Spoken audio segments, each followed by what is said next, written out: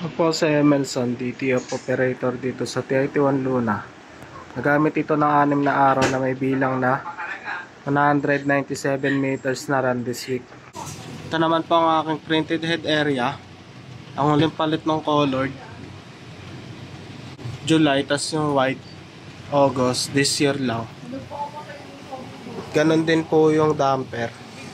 Ang capping na may 90% good condition pa. Head clean. Linisin na wiper after head clean. Nozzle check, kaya po buo naman po siya. Ink system, tama lang ang label. Ang waste tank dinispose kahapon. ABR tsaka ground wire nakadikit sa pader. Andito naman po stock namin ng unused white powder, DTF pin. Ito naman po yung record sa nagamit na CMYK white, cyan, magenta, yellow, black, resin powder, DTF film, cleaning solution, daily output record, smoke purifier, 100% good condition pa.